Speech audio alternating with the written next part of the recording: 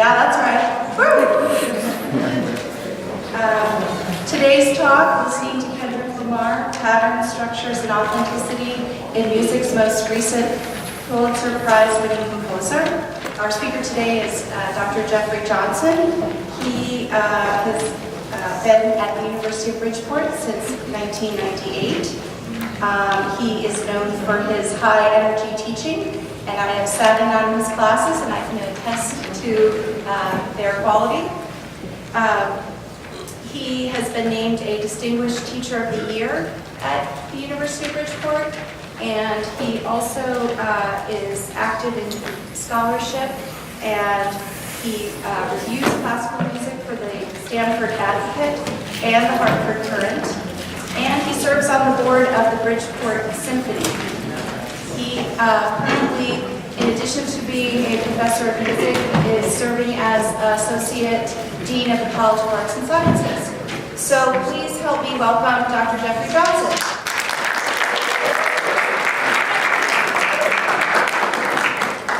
Thank you. It's my pleasure to be here today. I understand that you've been listening to some of Kendrick Lamar's music. How many of you, with a show of hands, know who Kendrick Lamar is? How many of you, with a show of hands, would say that you really like his music, you've been moved by it? That's a pretty strong majority, I would say. Are there any of you who dislike his music?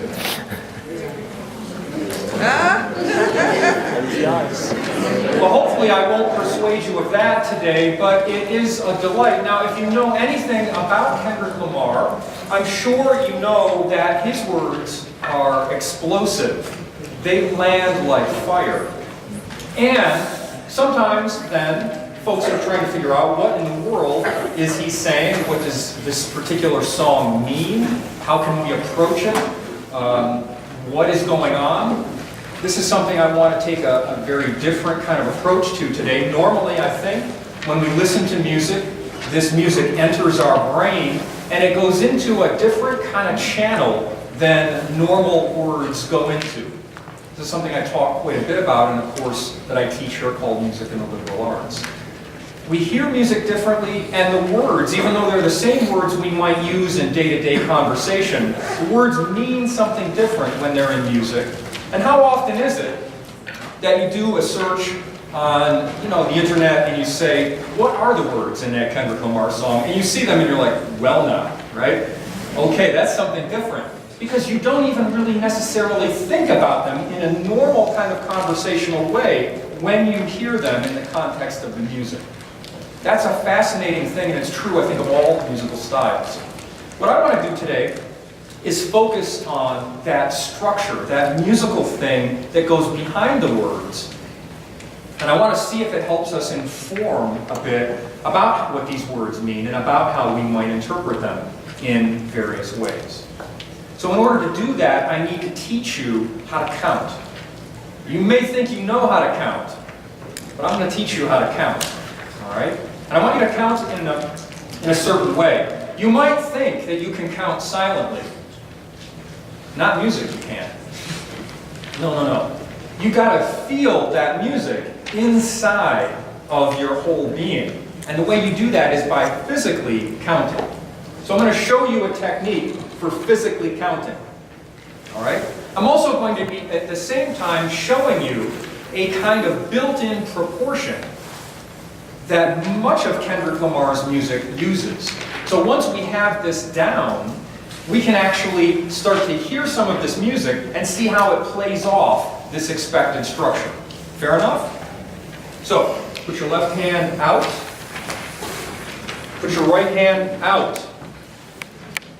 Put your left hand up like this. Put your right hand up like this. Kind of tuck your thumbs under. Okay? Watch this. Fists. Watch. Nothing up my sleeve. 1, 2, 3, 4, 5, 6, 7, 8. You with me? No thumbs. This is thumbless activity. 1. I'm going to do it again. I'm going to do it slower, just so that you can catch on. All right, you with me now? Watch. 1, 2, 3, 4. This one stays still. 5, 6, 7, 8. Are we good? Wouldn't it be great if it was that simple? Now what we do is we multiply this. We're going to do the same pattern, but instead of 1 beat per finger, we're going to put 8 beats per finger. Watch this.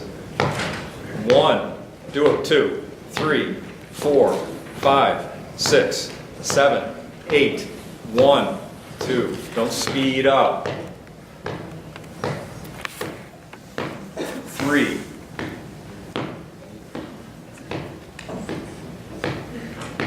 4. Other side. 1.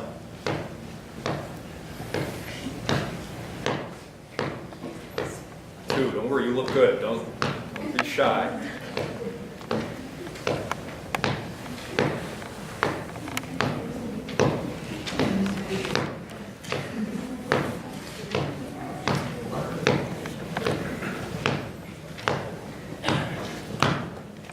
Okay, what you have just experienced is the standard time frame of a verse in Kendrick Lamar's music. That's 64 pulses divided 8 times 8. That's a square root. Better yet, that's a fractal. That is something that is self-similar. That is the number 8 created out of 8 number 8s. Okay? That is kind of special. It's very particular.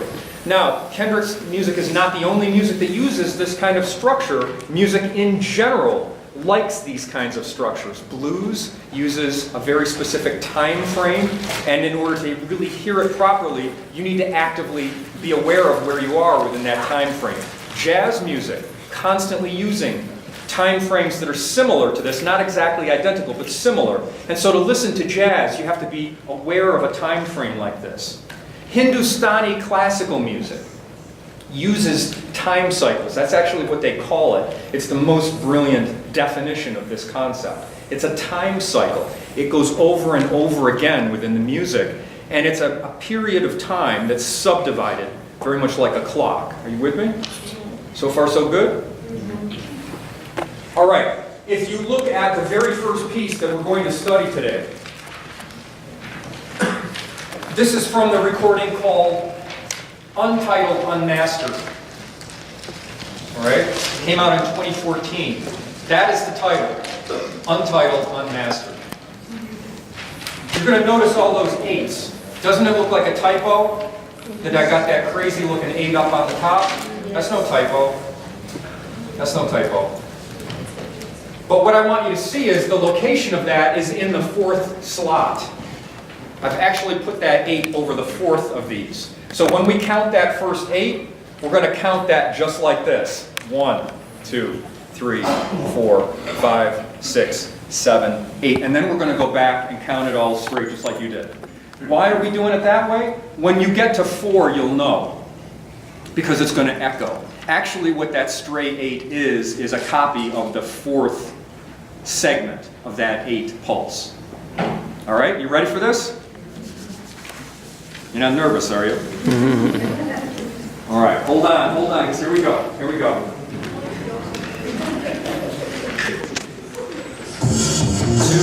3, 4, 5, 6, 7, 8.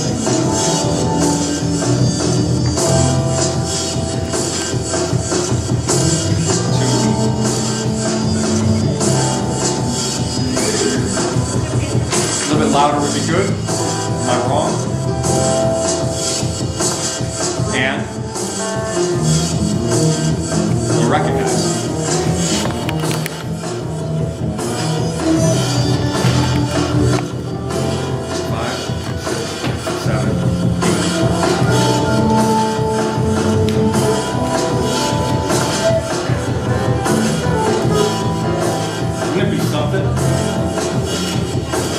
This ended right here.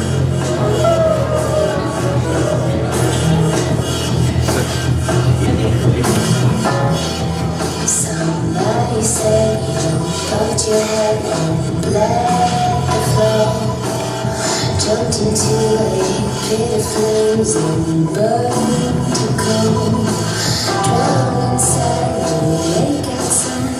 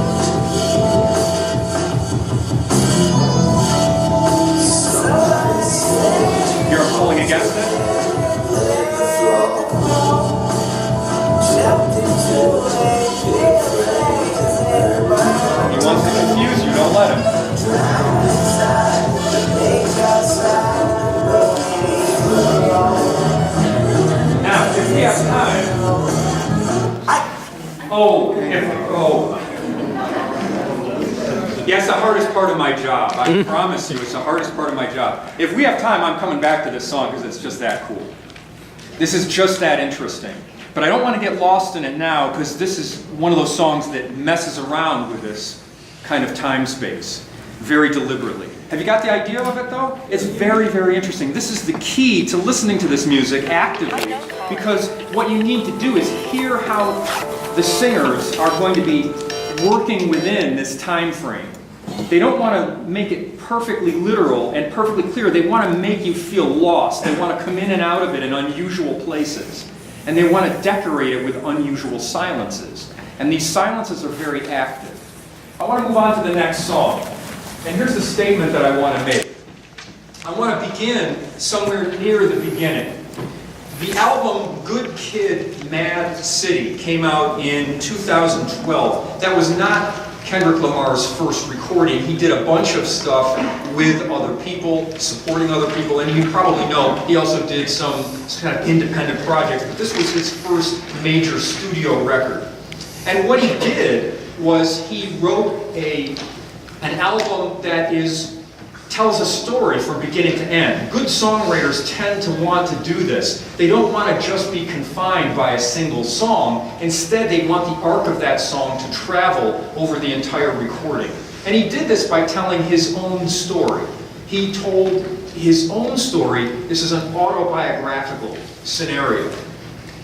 It makes sense, doesn't it? When you think in FYS about your own story, what I promise you is that your story is what gives you voice. Your story is important. Your story will give you different insight than the person sitting next to you, even if you're reading the same book.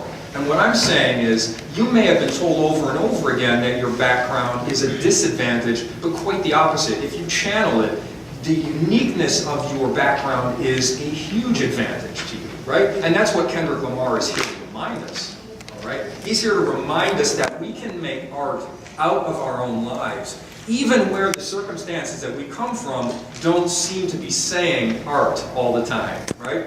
Where things are broken, where things are challenging, where things are confusing, that can be made into first-rate art. And that is what Kendrick Lamar is here to talk about. Now, he called himself K-Dot. You probably know about this nickname. And this is the album in which K-Dot becomes Kendrick. In the piece that we're listening to, which is Shireen, all right, this song has the lyric in it, the music of being young and dumb is never muted. In fact, it's much louder where I come from. He comes from Compton, and he's saying that the music he grew up listening to was loud, and loud by intention, and loud by anger, and loud by a sense of having something to say that couldn't be said quietly. He's born in 1987, okay? He says this, I write off the experiences I grew up with. It was just what we were going through. It's easier for me to write real stories than making up a crazy story. So this is autobiographical music, and we have to hear it in an autobiographical way. And one of the ways that we're going to approach this music is by using a technique that I grew up with, coming from classical music, which is that we were taught through the magic of John Cage, one of the great avant-gardist composers of the 20th century, that we had to learn to listen to anything as music. Like John Cage wanted noise to be music. He wanted the sound of traffic to be heard as music. He wanted conversations next to you to be heard as music. He has a piece called 4 minutes and 33 seconds. That's 4 minutes and 33 seconds of silence. Can you imagine that? He went into town hall and performed it. People booed him, they jeered him. They said that is the music. Booing and jeering is the music. The more restless, the more angry people got, that was the music. Well, we learned that from John Cage. So when we hear this song, it's in 3 big parts. The first part, you won't be able to count out. And the last part, you won't be able to count out. The middle, you will be. But I want you to hear all 3 parts as music, not just the part with the rhythms, not just the part with the chords. You understand me? We're good? All right, I'm just checking on you. We're good. All right. So we're going to hear as this begins like a reel-to-reel tape starting. This is old school stuff. It's a reel-to-reel tape. And so it kind of grinds up as it reaches pitch. When it finally does reach pitch, we're going to hear a prayer. And this prayer then has to be heard as music. So is the sound of the tape recorder starting up, all right? Then we're going to hear an organ come in. And this organ is very interesting because against this prayer, a lot of times we'll hear organ in church. This doesn't sound like organ from church. This sounds like organ from like Phantom of the Opera, all right? It's spooky sounding organ music, like in a haunted house. That's what this sounds like to me.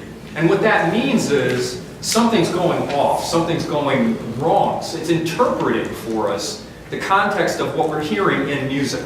Then we hear a baby crying. What could be more innocent than that? But I don't know how well you'll be able to hear it coming speaker to speaker here, but the sound of the baby crying is wildly moving back and forth between the speakers. So it's not normal. It's almost something's going wrong there too, right? It's real crying, not a baby crying. It's real crying, you know? And then we hear something that I want you to circle it on the page. I'm so emphatic. I made it bold. I want you to make it bolder by like circling it. Or if you got a pink highlighter or something, that's the time to break it out. It's a silence. We think of silence as the absence of music. Oh no, silence is in music. Silence is music also. Silence itself is music. There was a song called The Sound of Silence, right? No, this is music. And that silence is very important. And the silence will set up our pulse structure. We're going to count it. It's 3 verses. We'll count it. Now, at the end of that section, there's another silence. And at that point, we hear a counterpoint of voices. I'm not 100% sure, but I'm pretty sure this is Lamar's parents. They're talking to him, right? They get his phone. It's a message. They're leaving a message for him. And they have this anger mixed with humor. They have this sense of longing and sadness mixed with humor. What is happening in the song, I want you to pay attention to, because the juxtaposition of these 3 things is very powerful and very intense. Let's listen to this. Right? The reel-to-reel tape. Lord God, I come to you a sinner. I humbly repent for my sins. I believe that Jesus is Lord. I believe in raising from the dead. I ask that Jesus come into my life and be my Lord and Savior. I receive Jesus to take control of my life, and that I may live in Him and this day forward. Thank you, Lord Jesus, for saving me with your precious blood. That's spooky, isn't it? In Jesus' name, amen.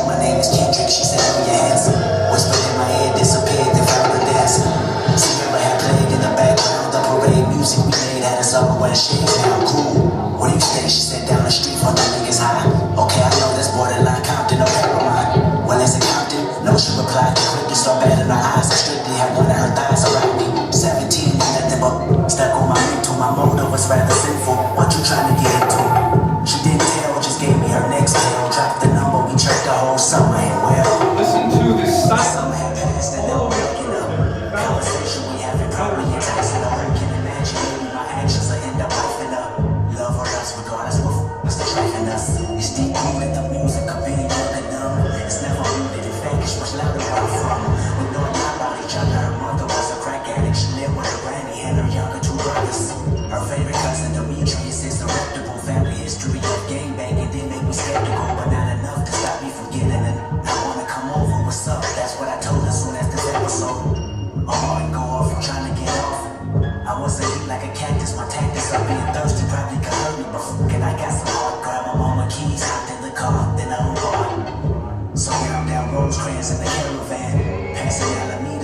gas, me and need for a pump. I got enough to get me through the traffic jam.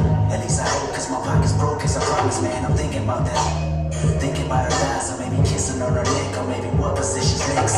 Sent a picture of it, blowing up my text. I looked at him and almost ran my front bumper into a Corvette. Enthused by the touch of a woman, she's a masseuse, and I'm a professional porn star. Went off the coast. I had a fifth in the trunk like Curtis Jackson for ransom. I'm hoping to get her loose like an Uncle Luke anthem. I'm 2 blocks away, 250 feet, and 6 steps from where she stays. She waving me across the street. I pulled up, a smile on my face, and then I see two black hoodies. I froze and my phone rang.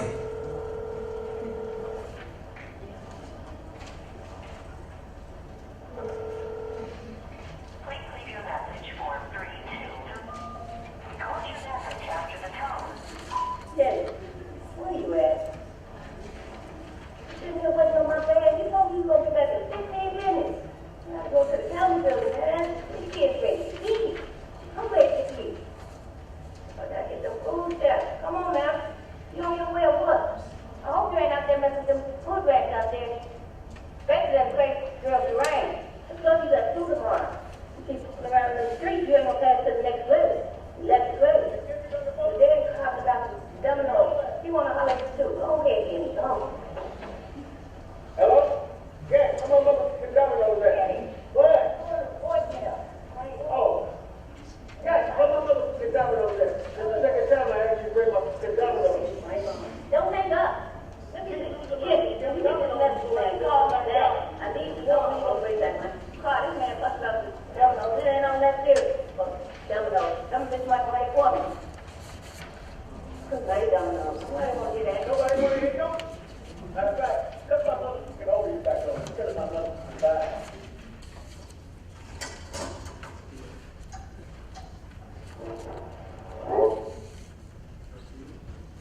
So all 3 of those things comprise the song. We normally think of just the part with the beats as the music, right? And we kind of disregard the other. But all 3 of those add up to a unified kind of image. If you could hear the words, he's thinking about this girl, he's thinking like a teenager, right? He can't wait to see her finally. He's on his way across the street, he's counting the steps, and suddenly he's in an encounter with these thugs, right? And suddenly, this is trouble. We don't know exactly what happens at that moment, but on his machine, his parents are trying to, they leave a crazy message. Your folks do that, my folks still do that. Still do that, right? Some crazy message at the worst. In fact, I can't believe my phone hasn't rung while I'm standing here, But all of this is part of the song. And what I want you to focus on, in some ways, is this wonderful use of silences. They cut like razors, and they're super musical. Super musical. All right, folks, flip that page.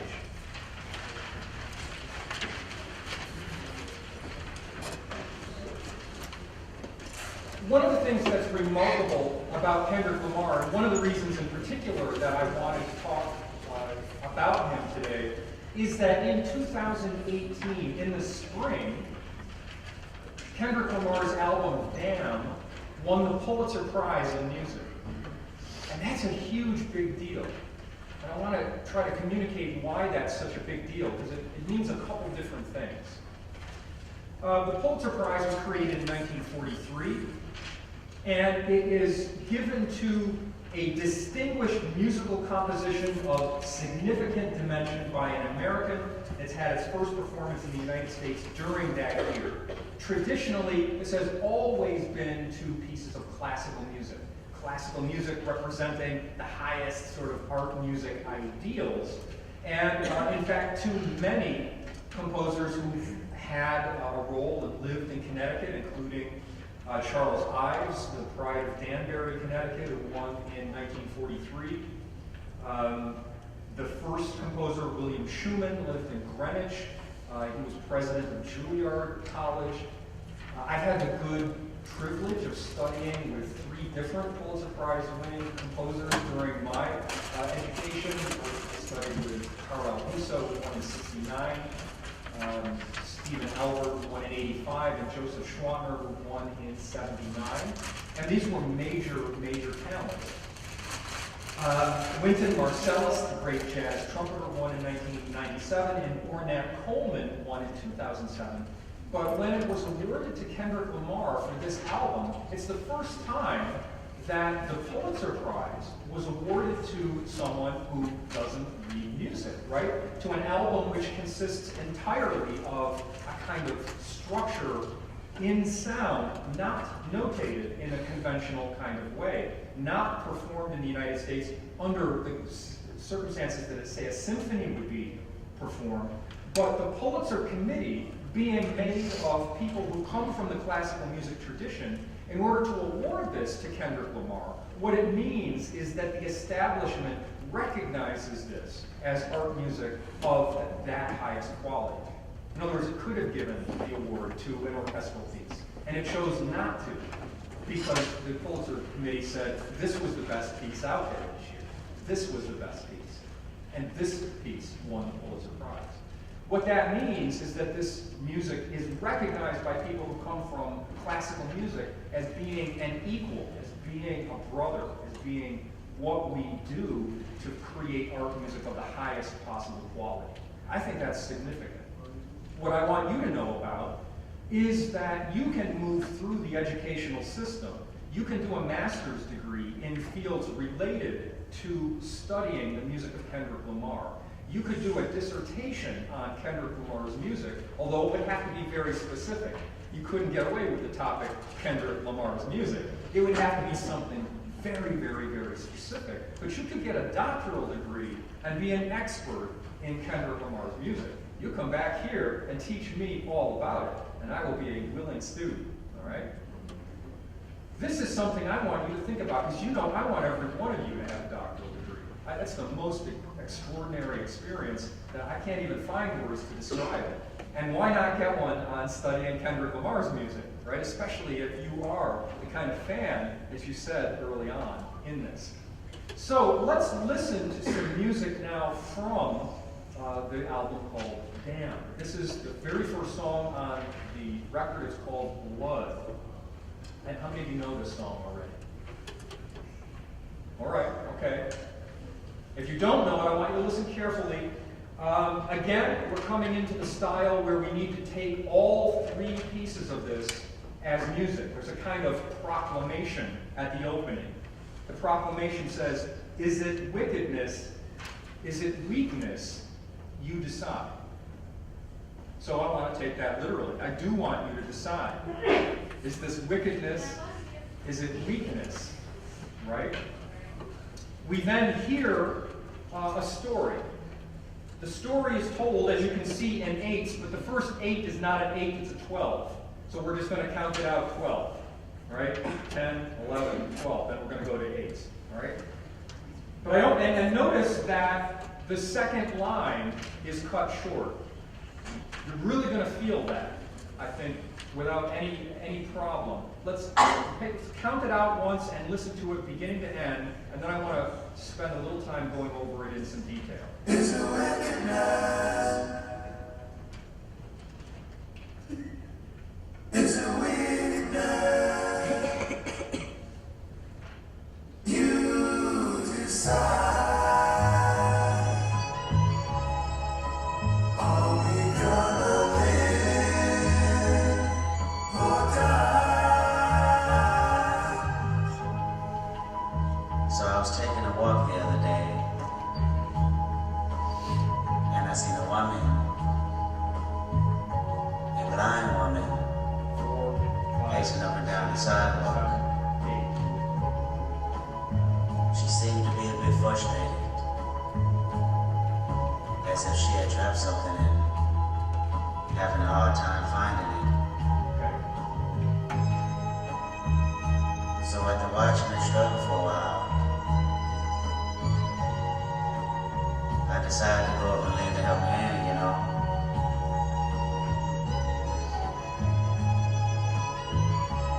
Hello, ma'am. Can I be of any assistance?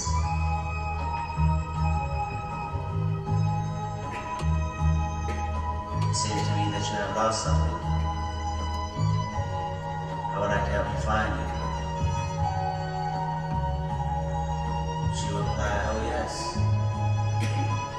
blossom.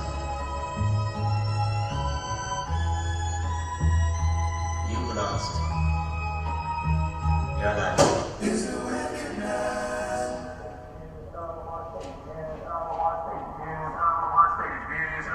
Stated views on police brutality with that line in the song, quote, and we hate the po-po, want to kill us in the street, faux show. Please. I don't like it. All right, so Fox News, hearing it as music, that's a stretch. That's a stretch. We got to hear his music, all right? What in the world is that about? This is all over the internet, folks. People are trying to figure out what is he talking about in this. It's a very, very strange tale to be told. Before we talk about it in a little bit more detail, I want to talk a little bit about how it works, because this is one of those instances where the harmony can give you clues to what it's about. The chord progression here, right?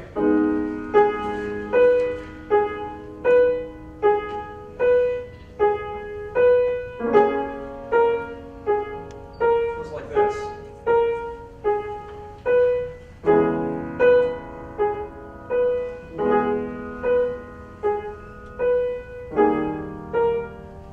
Okay? This progression is straight out of classical music. Starting in the Baroque, this is one of the most common progressions that you can find in classical music.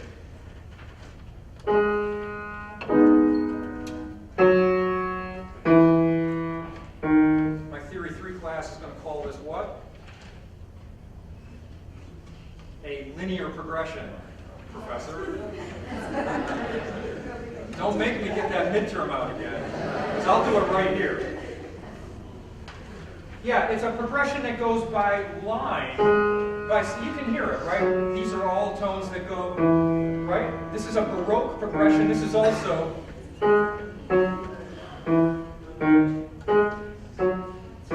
We call it the hit the road jack progression, because it's that too. It's in all music. And all that Kendrick does here is he adds one chord. This chord.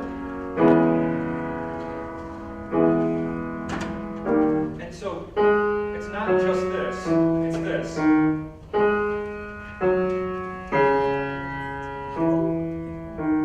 And so what does that do? This surrounds this note from below and above. You hear it? Yes? You gotta wag that head or I can't tell. Alright? So it just makes this more important. And what is significant about that is that is the foundation of Western harmony. That's called the dominant. That is what creates the sense of key. It creates tonality.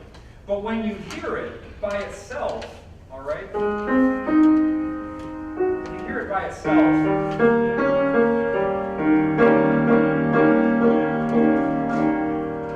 it's unresolved. Am I wrong? You're dying for me to play that other chord. I'm not going to. Yes.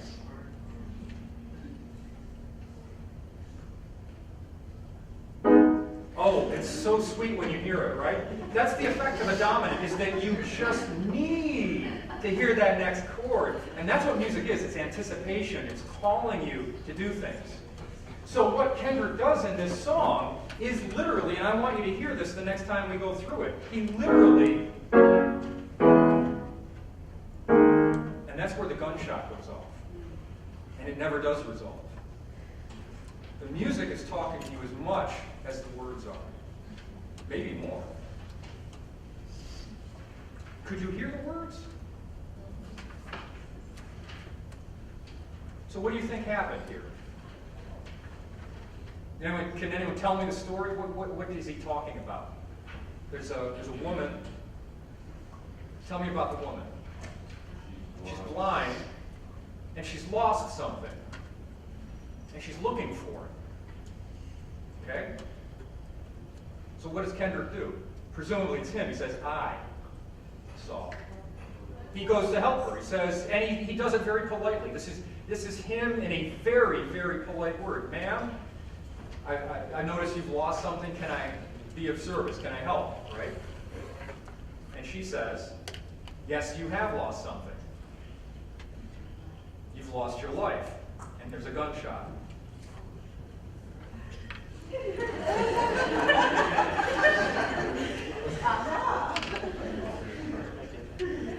Now, what's that about?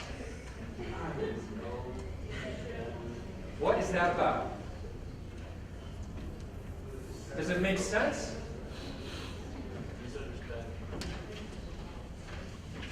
Here's what I think it is.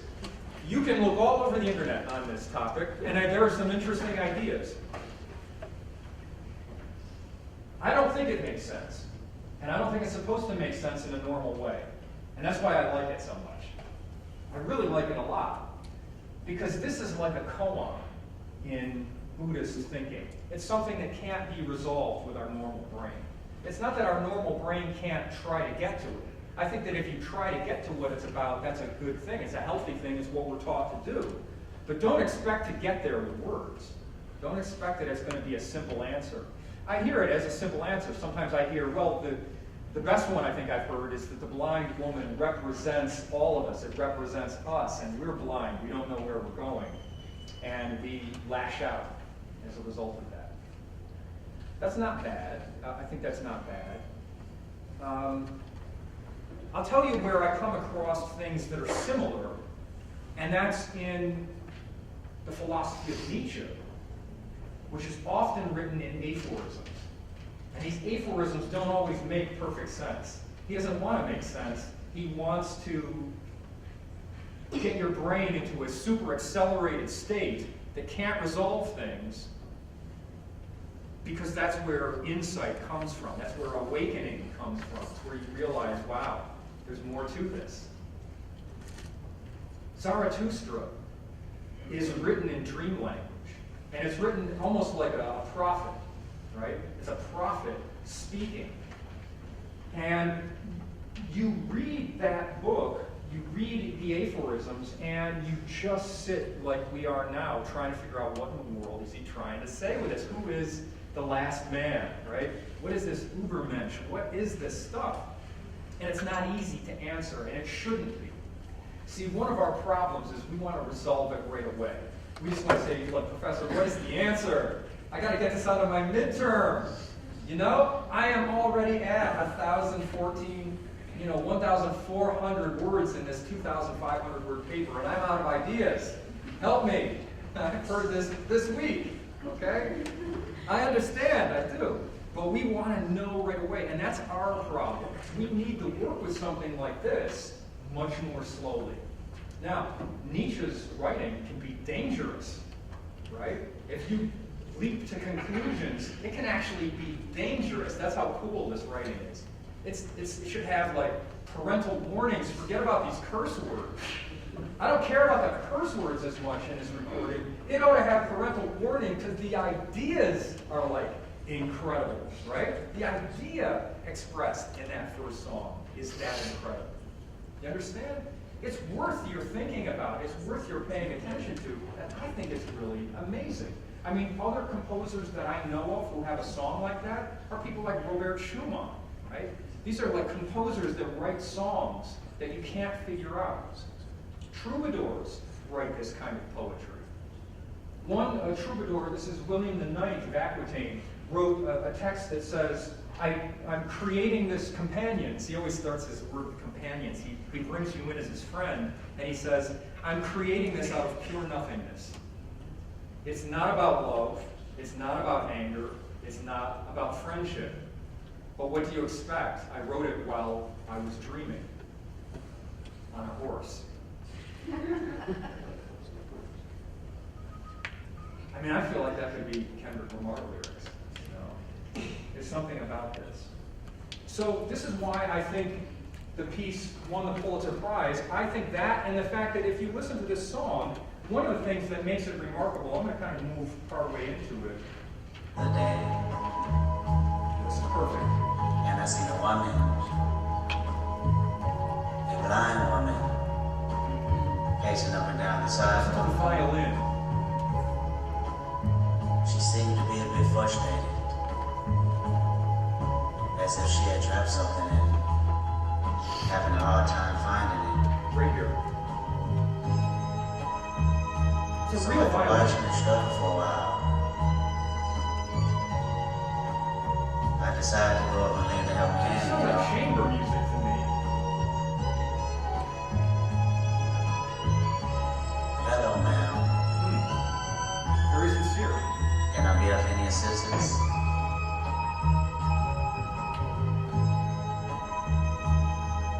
It seems to me that you have lost something.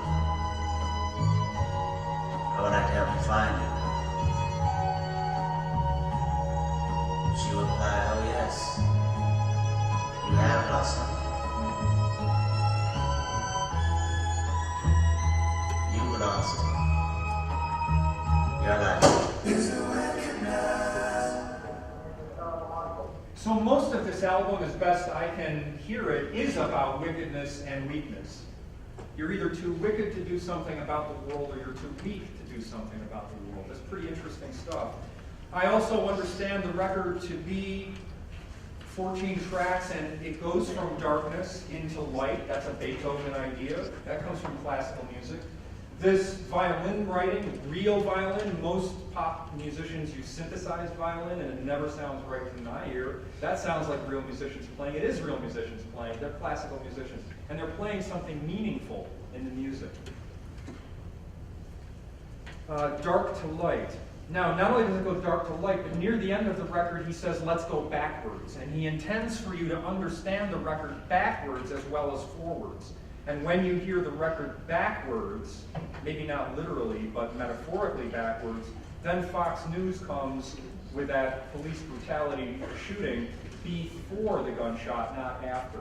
Stuff like that is really well crafted. It's really interesting, and the design is very beautiful. And it's these kinds of elements that I'm quite certain caused the Pulitzer Committee to say, this is art music of the highest quality. And it's the one piece of news that I've gotten over the last 2 years that I was so excited in terms of what it meant and the judgment that it seems to me to represent. So it's very, very, very powerful. And I do want to just underline how important I think this is. All right, let's end with something a little bit more relaxing. Let's go to Black Panther. Remember this, Black Panther.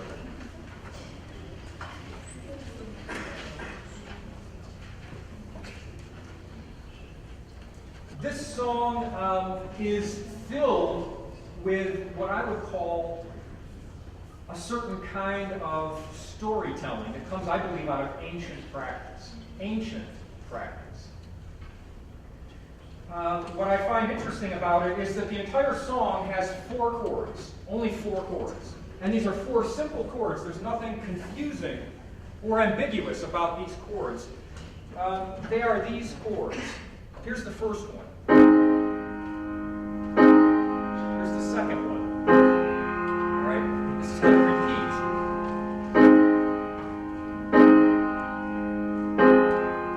All right? This is the next chord. And the final chord. That's it.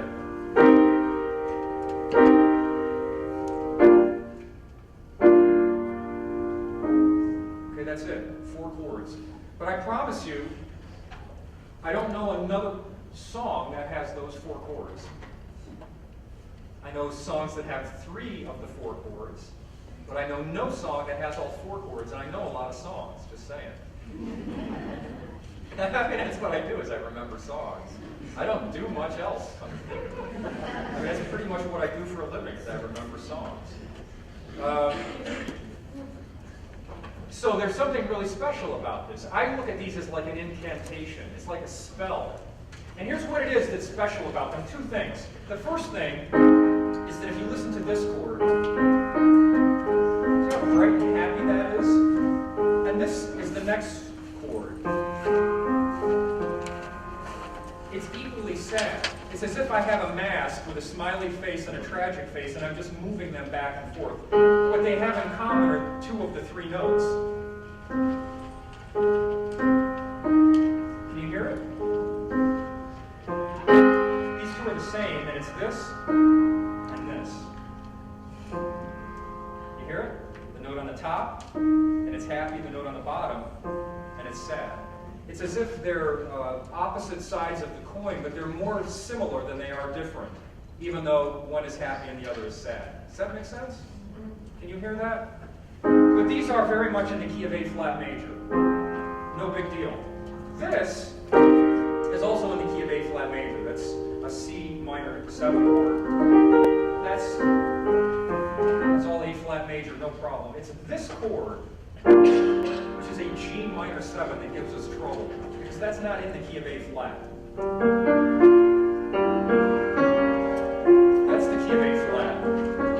It's not as good though, is it? It's not bad. All right, I'm going to play it as if it were a normal song. It's not going to sound like Kendrick anymore. I'm going to play it normal. It's going to sound like this. All right?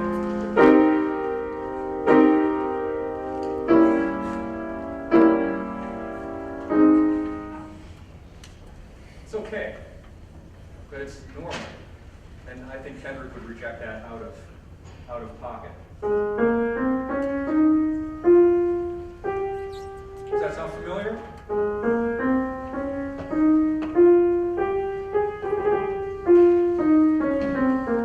That's the key of A flat. That's the scale of A flat major, the key that we're in. Now this chord that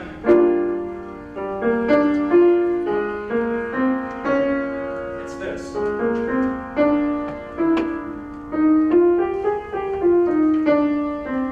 hear that? There's one note that's wrong. Can you hear it? Yes? No? Maybe? Yes. Thank you. You're too kind. All right, watch.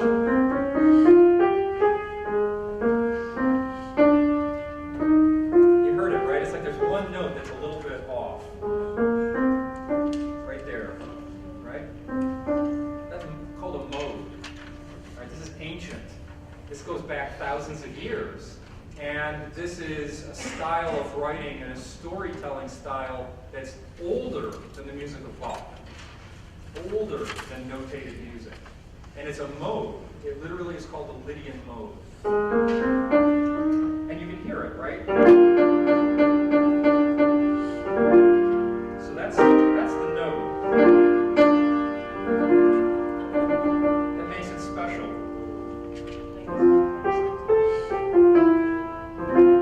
By a troubadour.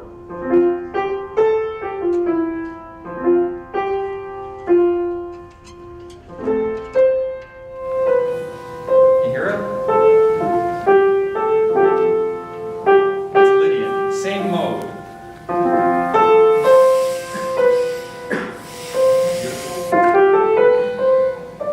So this is music that's ancient. It is music that's used in films all the time. E.T. is a Lydian mode thing. Hollywood, John Williams writes in the Lydian mode. And I believe Kendrick has used it to create this kind of outer space, extraterrestrial, really long, rich tradition. And yet it comes out of something that's extremely old and ancient. All right, 4 chords is all we have in this song. Let's listen to it and we'll finish up here. 5, 6, 7, 8. We're on this side.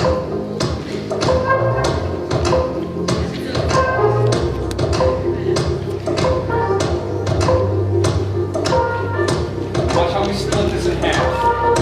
So.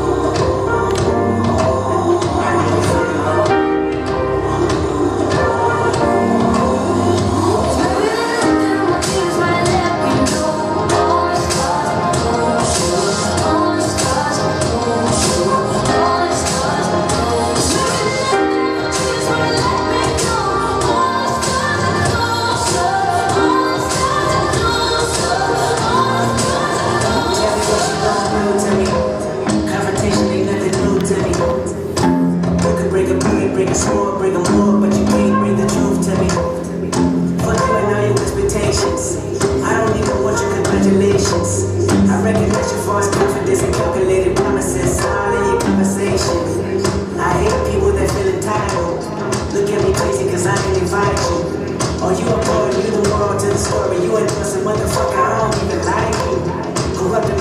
God with a gift. That's how you find out when you dealing with. It's smart percentage you won't build it with. I want the credit if I'm losing or I'm winning. On my mama, that's the realest shit.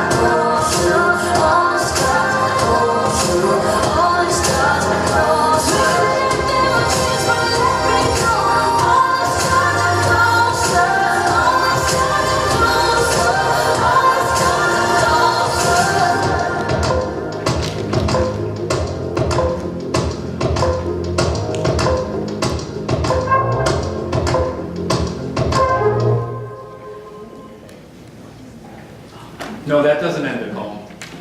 That ends away from home.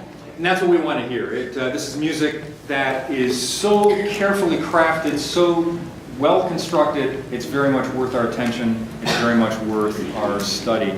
I thank you kindly for being so attentive. Before you leave, if you want to ask questions, I'm more than happy to stay here and answer. If you've got to be somewhere, if you're starting to, see stars because you're hungry, then you can go to Marina Dining Hall. Otherwise, I'm more than happy.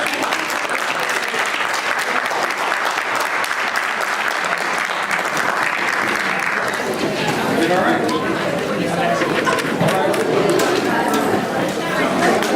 All right? Well, you gotta be here. That's a good